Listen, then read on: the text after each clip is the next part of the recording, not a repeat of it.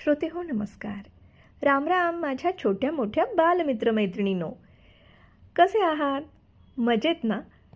आज अर्चनाताई आपल्याला सांगणार आहे एक वेगळी गोष्ट. गोष्टीचं नाव आहे चंद्रचूड. हो, गोष्टीचं नाव चंद्रचूड. ही एक नीतिकथा आहे. चला तर मग ऐकूयात. एक पहाडी गावात एक पाणक्या राहत होता. त्या गावात पाण्याची कमतरता होती. पाणक्या दूरवरून पाणी आणून घराघरात पुरवीत असे. हाच त्याचा पोटा पाण्याचा व्यवसाय होता. एका पखालीचा 1 रुपया मोबदला तो घेई. एका घरातून मात्र तो मोबदला घेत नसे. घर कसले? ती एक झोपडीच होती.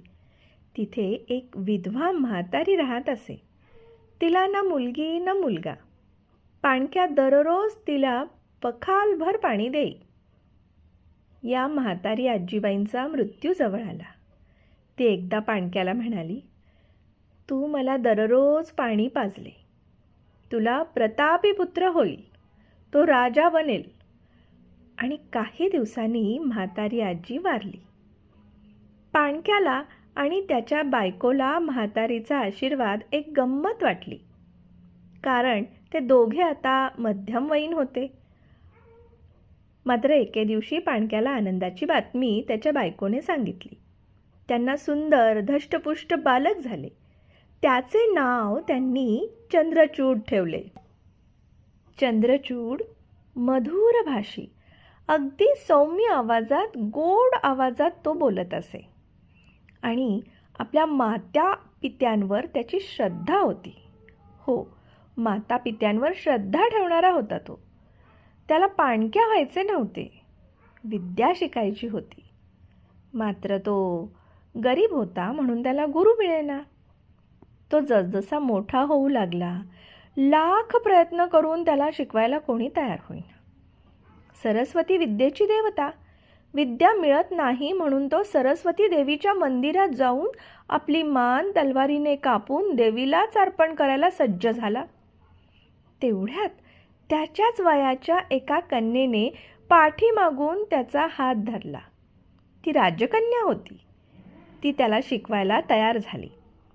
तिला शिकवायला राजवाड्यात मोठे आचार्य येत. तिने चंद्रचूडला आपल्या महालात नेले. तिचे शिक्षण झाल्यावर ती चंद्रचूडला शिकवत असे. चंद्रचूड विद्वान झाला. तो छान कविता लिहू लागला.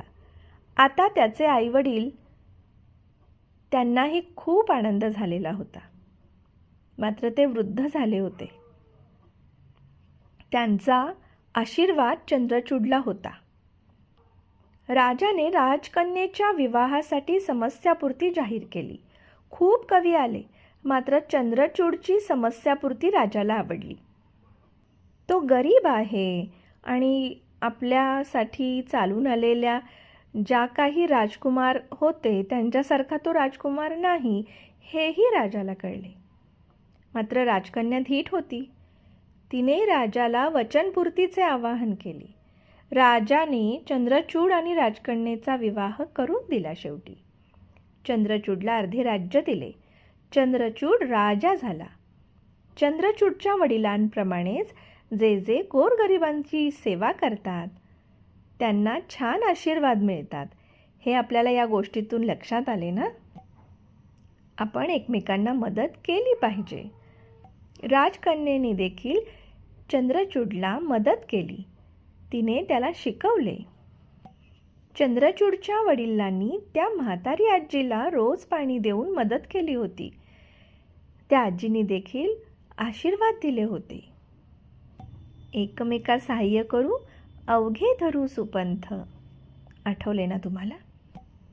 उद्या आपण भेटणार आहोत नवीन गोष्टीसह. तुम्हीही आपल्या मित्रमैत्रिणींना मदत करतात ना? उद्या आपण भेटणार आहोत नवीन गोष्टीसह. तोपर्यंत आनंदात राहा. जोडो भारत, वंदे भारत. धन्यवाद.